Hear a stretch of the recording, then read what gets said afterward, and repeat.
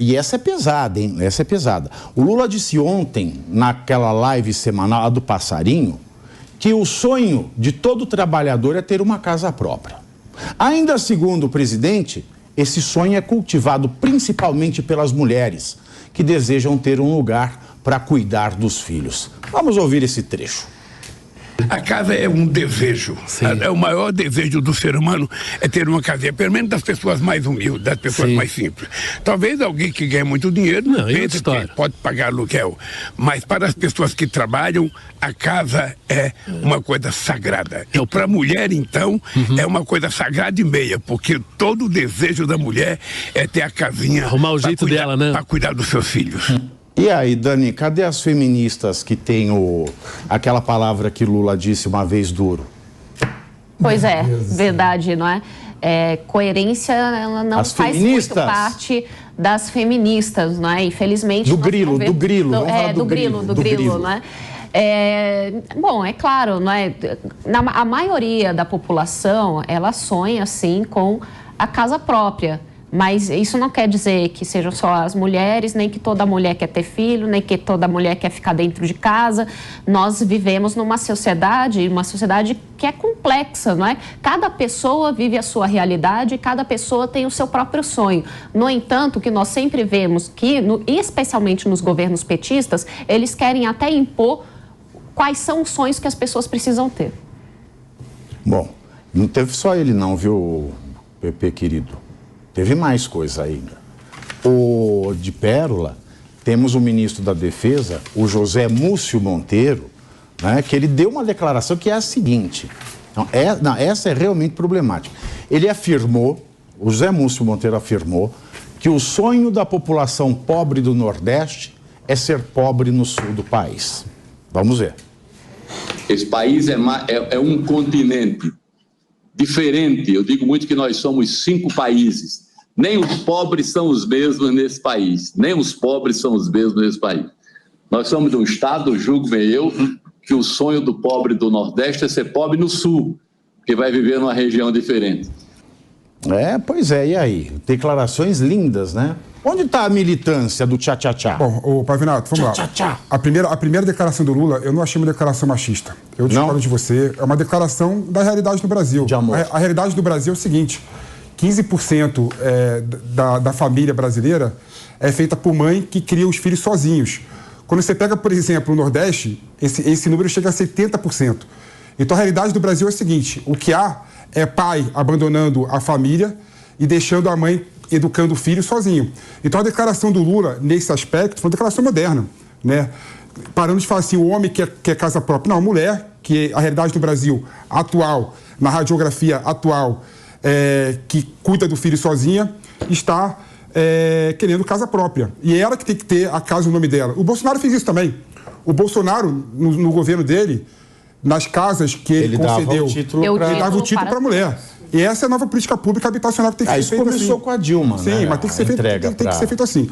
Agora, em relação ao comentário do Múcio, foi um comentário completamente infeliz, não é? O pobre no Nordeste não quer ser pobre no Sudeste. O pobre no Nordeste quer ser rico, quer ir para a classe média, quer ascender intelectualmente, quer ascender financeiramente, entendeu? Então foi completamente distorcida essa frase dele, que não tem sentido nenhum, né? É um absurdo e joga novamente o Nordeste contra o Sudeste e o Sudeste contra o Nordeste, né? Completamente equivocado. O que acontece, Pavinato, é que a esquerda tradicional não consegue pensar o Brasil e o mundo da forma contemporânea como tem que ser pensado. Naquela ideia marxista de que todo mundo é proletariado e todo mundo quer sair do campo, trabalhar na fábrica e ganhar dinheiro, não existe mais.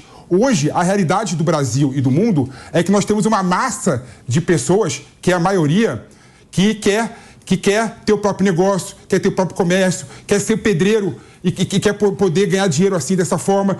E o Poder Executivo Federal, a Administração Pública Federal, tem que dar instrumentos para essas pessoas ascenderem. né?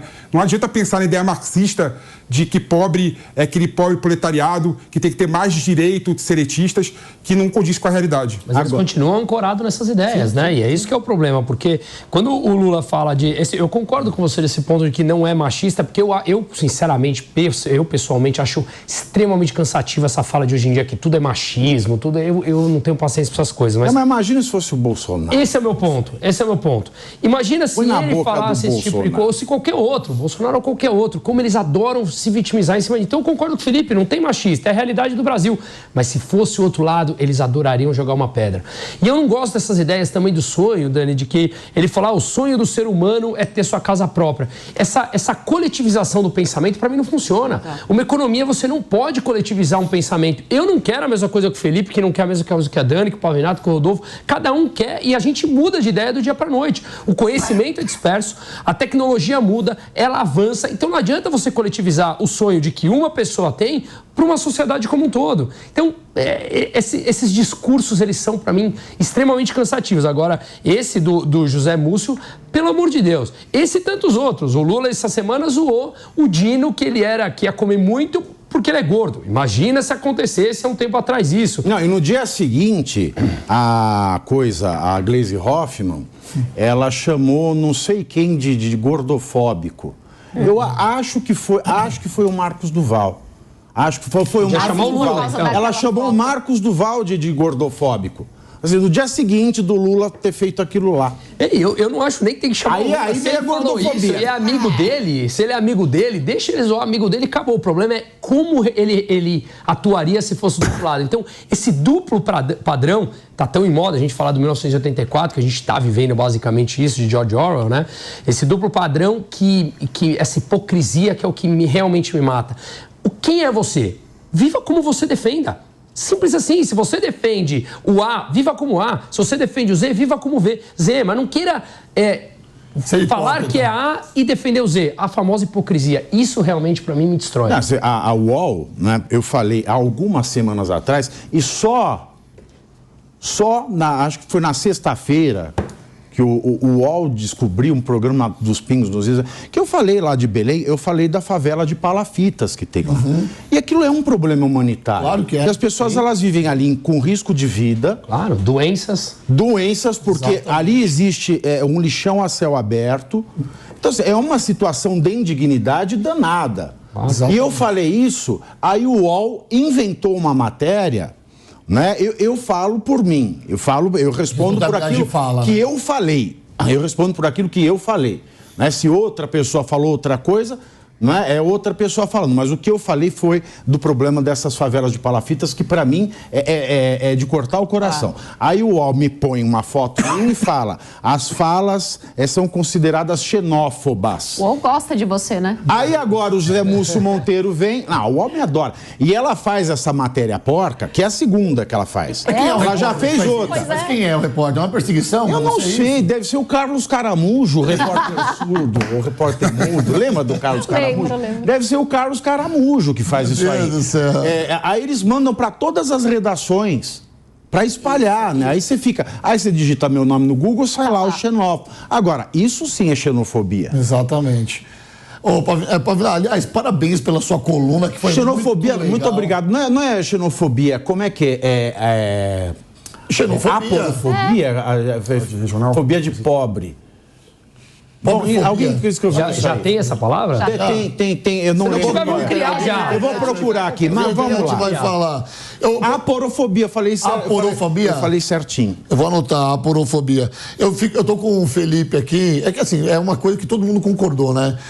A minha mãe, por exemplo, não tem casa própria ainda, a gente tá aqui na luta para comprar uma casa para ela, e o sonho dela, de fato, é ter uma casa própria. Ela cresceu com isso, você entendeu? Hoje ela mora no interior e o Lula falou que pessoas ricas ainda continuam pagando aluguel. Não, a minha mãe é bem humilde, continua pagando aluguel, só que a realidade do interior é bem diferente. Lá você paga R$400 num aluguel lá, numa casa muito boa. Aqui em São Paulo, não. Ainda mais uma cidade onde ela mora, que tem 12 mil habitantes. Então, imagina, é bem real. Mas, assim, eu não vi nada demais na fala do Lula, sinceramente. Agora, do José Múcio, Ele quis comparar. Ele quer dizer, então, que o pessoal do Sul, os pobres, são considerados ricos lá no Nordeste. Olha a separação que ele está fazendo, cara. E o pior de tudo, nenhuma mídia de esquerda pegou isso e colocou lá, ó, no tabloide, colocou nas capas dos seus jornais. Então, e isso é um absurdo, é uma hipocrisia total. E o que o Pavinato falou aqui é totalmente verdade. Se fosse com o Bolsonaro, meu Deus do céu, nós estaríamos falando disso o dia inteiro,